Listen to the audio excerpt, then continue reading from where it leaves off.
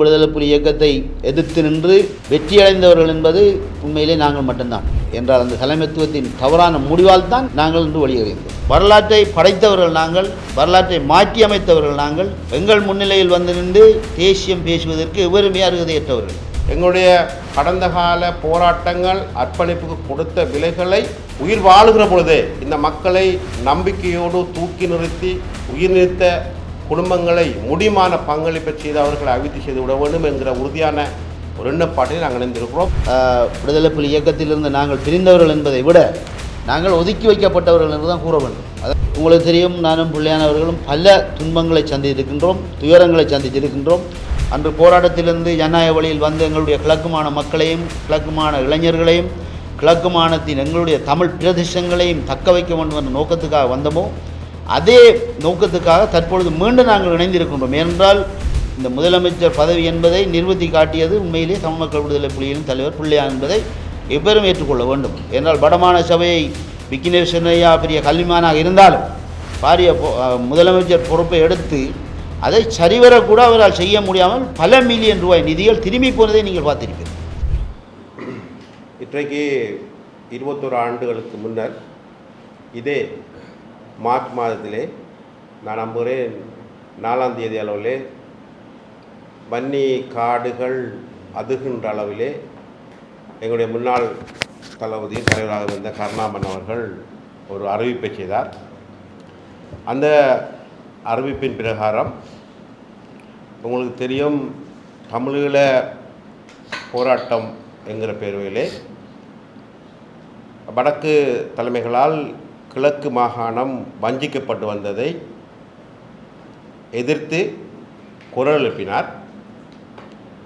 அவருடைய கருத்தை ஏற்று நாமும் எம்மை போன்ற பல போராளிகளும், முக்கியமாக ஜெயமன்னன் சிரேஷ்ட தலைவர், தமிழக விடுதலை புலிகள் கட்சி தலைவர் போன்றவர்கள் கிட்டத்தட்ட 6000க்கு அதிகமான போராளிகள் போர்க்கொடி தூக்கி அது பிழை என்று நாங்கள் சொன்னோம். இருந்தாலும் கூட உங்களுக்கு தெரியும், ஸ்ரீலங்கா அரசாங்கத்தோடு பேச்சுவார்த்தை நடத்திய தலைவர்கள் ஆயிரம் இந்த மண்ணிலே பிறந்தவர்களை கொண்டு வடபகுதியிலே யுத்தம் செய்து மாவீரர்களாக்கிய எம்மோடும் எமது தலைவர்களோடும் பேச மறுத்த சம்பவங்கள் எல்லாம் கசப்பானவை, கடந்தவை. இருந்தாலும் அந்த அறிவிப்பின் பிரகாரம் நாங்கள் வெளியேறி ஒரு ஆயுத இயக்கமாக ஒன்றும் சாதிக்க முடியாது என்றதுக்கு அப்பால் நாங்கள் அவற்றை ஒப்படைத்து ஒரு ஜனநாயக பாதையில் ஜனநாயக இயக்கமாக நாங்கள் ஒன்றுபட்டு செயலாற்ற முனைந்தோம். கட்சியாக நாங்கள் தமிழக விடுதலை புலிகள் கட்சியை உருவாக்கி பயணித்த பொழுதும் நாமும் கருணாமனும் ஒன்றாக இணைந்து பயணிக்க முடியாத துரதிர்ஷ்டவசமான சில சம்பவங்கள் நடந்தது. இருந்தாலும் நாங்கள் அரசியல் ரீதியாக ஒன்றுபட்டு அவரால் இந்த மக்களுக்கு செய்யக்கூடிய சேவைகளை அவர் ஆற்றியிருக்கிறார், நாமும் அப்படியே ஆற்றியிருக்கிறோம். இப்பொழுது இந்த மாகாணத்தினுடைய பல்லின மக்கள் வாழுகிற சூழலில்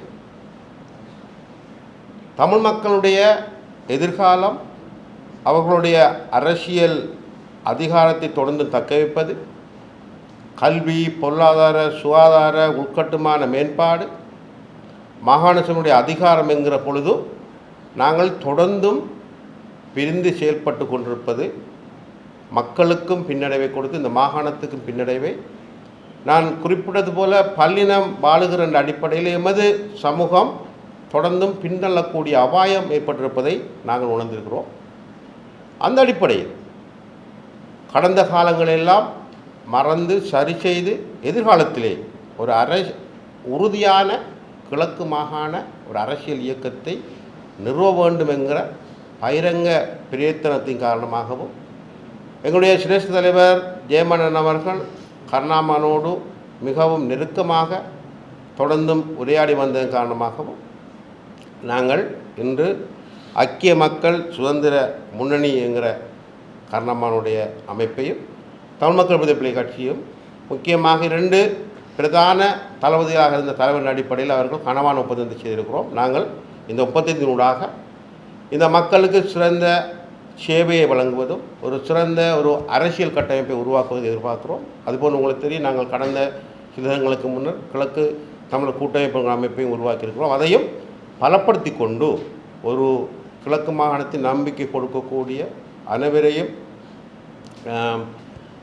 அரசு ரீதியாக நிர்வகிக்கக்கூடிய ஒரு சக்தியாக எழுந்து நிற்பதுதான் எமது நோக்கமாக இருக்கிறது. அந்த அடிப்படையில் அன்பார்ந்த எமது மாகாண மக்கள், நான் சொன்னேன் கடந்த 21 வருடங்களுக்கு முந்தைய கதையை, அதுபோன்று 70-80 ஆண்டுகளாக நாங்கள் புறக்கணிக்கப்பட்டிருக்கிறோம், வஞ்சிக்கப்பட்டிருக்கிறோம், பல கஷ்டமான சம்பவங்களை கடந்து வந்திருக்கிறோம். அதுபோன்று 2008ஆம் ஆண்டுக்கு பின்னர் ஓரளவு அரசியல் அதிகாரத்தை பயன்படுத்திய ஒரு சமூகமாக நாங்கள் நின்றிருக்கிறோம். இப்பொழுது அந்த நிலைமை சற்று மாறுபட்டு நிற்கிறது. அதுபோன்று ஏனைய தேசிய மட்ட அரசியலுக்கும் நாங்கள் தயாரான ஒரு சக்தியாக எழுந்து நிற்க வேண்டிய காலகட்டத்திலே அவசியம் கருதியும் எங்களுடைய கடந்த கால போராட்டங்கள் அர்ப்பணிப்புக்கு கொடுத்த விலைகளை நாங்கள் உயிர் வாழுகிற பொழுதே இந்த மக்களை நம்பிக்கையோடு தூக்கி நிறுத்தி உயிர் நிறுத்த குடும்பங்களை முடிமான பங்களிப்பை செய்து அவர்களை அபிவிருத்தி செய்து விட வேண்டும் என்கிற உறுதியான ஒரு எண்ணப்பாட்டில் நாங்கள் இணைந்திருக்கிறோம். இந்த இணைவை இயற்கை ஏற்றுக்கொள்ளும், அதுபோன்று எமது மாகாண தமிழ் மக்கள் ஏற்றுக்கொண்டு எங்களோடு தொடர்ந்தும் நீங்களும் கைகோர்த்து செயல்பட வேண்டும் என அனைத்து எமது மக்களையும் அன்பாக அழைத்து இந்த நிகழ்வை ஏற்பாடு செய்த அனைவருக்கும் நன்றி கூறி, இந்த கட்டமைப்பு இனி ஒருபொழுதும் சிதைவடையாமல் கருத்து வேதங்கள் இல்லாமல் உறுதியாக இயங்குவதற்கு எல்லோருடைய ஆலோசனையும், முக்கியமாக கட்சிக்குள்ளே இருக்கிற சிரேஷ்ட தலைவர்கள், கீழ்நிலை கணிசநிலை தலைவர்கள் எல்லாம் செயல்படுவார்கள் நான் நம்புகிறேன். அவற்றை உறுதியாக பற்றி பிடித்து கொண்டு செல்லக்கூடிய விட்டுக் கொடுப்புக்கும் நாங்கள் தயாராக இருக்கிறோம் என்பதை இந்த இடத்தை தெரிவித்துக் கொள்வோம்.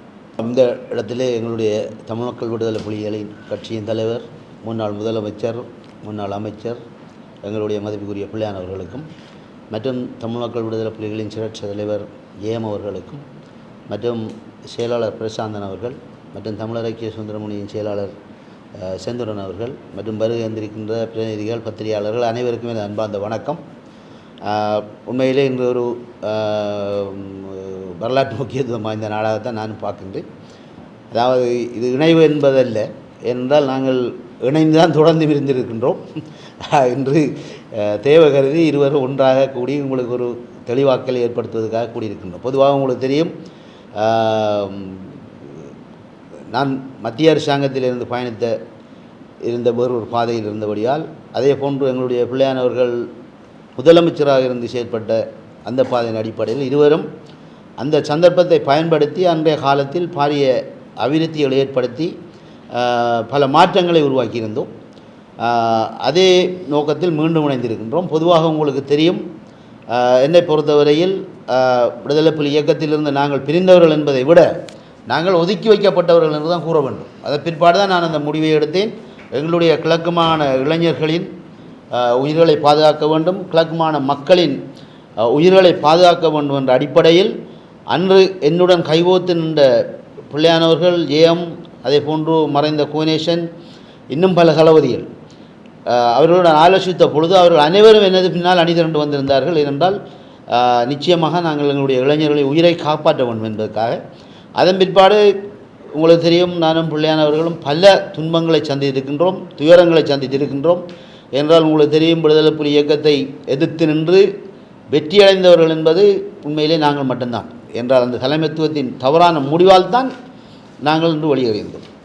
அவ்வாறு பல துன்பங்களை சந்தித்து இன்று கிட்டத்தட்ட 30 வருடங்களின் பிற்பாடு தமிழ் மக்களின் அரசியல் நீரோட்டத்தில் தமிழ் மக்களை இணைக்க வேண்டும் என்பதற்காக உருவாக்கப்பட்ட கட்சி தான் தமிழ் மக்கள் விடுதலை புலிகள் கட்சி.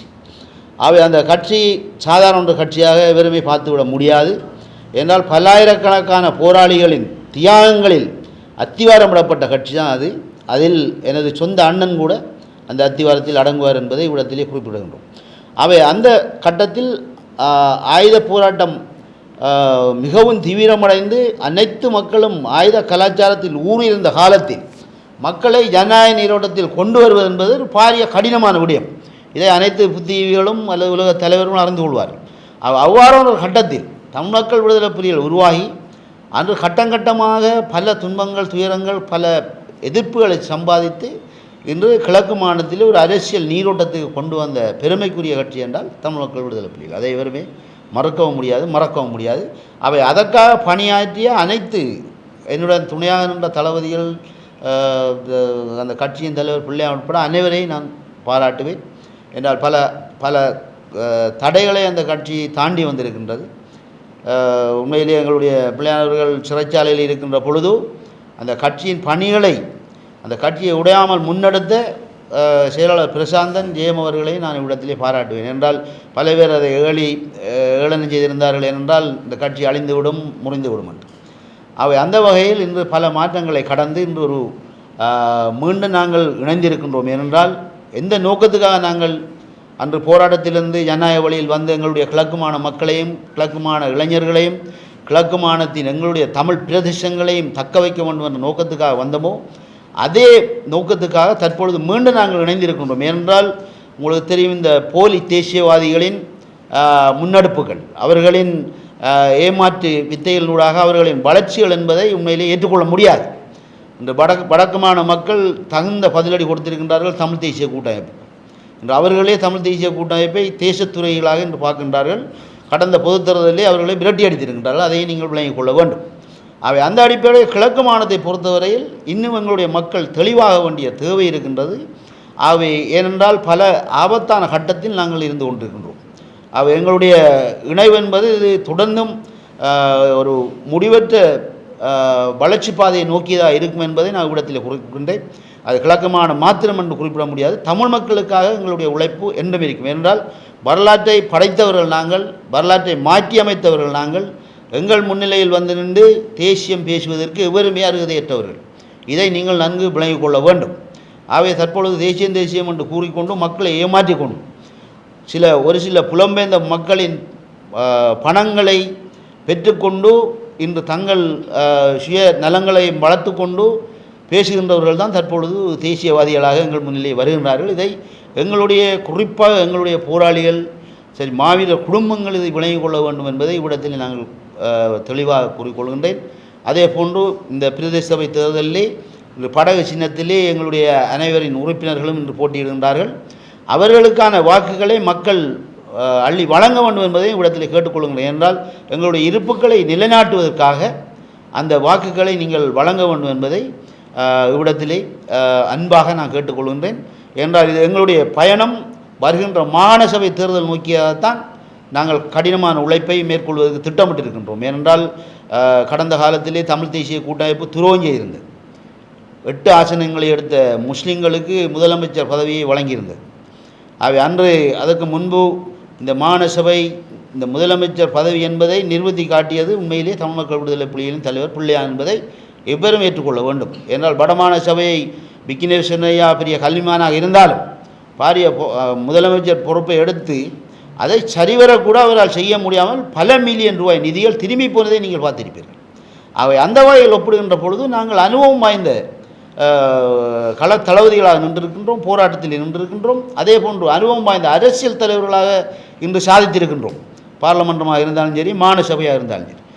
இதை எங்களுடைய மக்கள் புரிந்து கொண்டு, கிழக்கு மாநில மக்கள் புரிந்து கொண்டு செயற்பட வேண்டும் என்பதை இவ்விடத்திலே அன்பாக நான் வேண்டி நிற்கின்றேன். இதை புலம்பெயர்ந்து வாழ்கின்ற மக்களும் இதிலே எங்களுடன் அணி சேர வேண்டும்.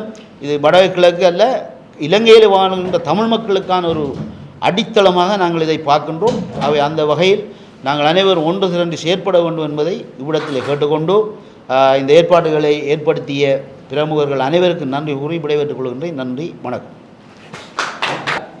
வடக்கில் முள்ளிவாய்க்கால்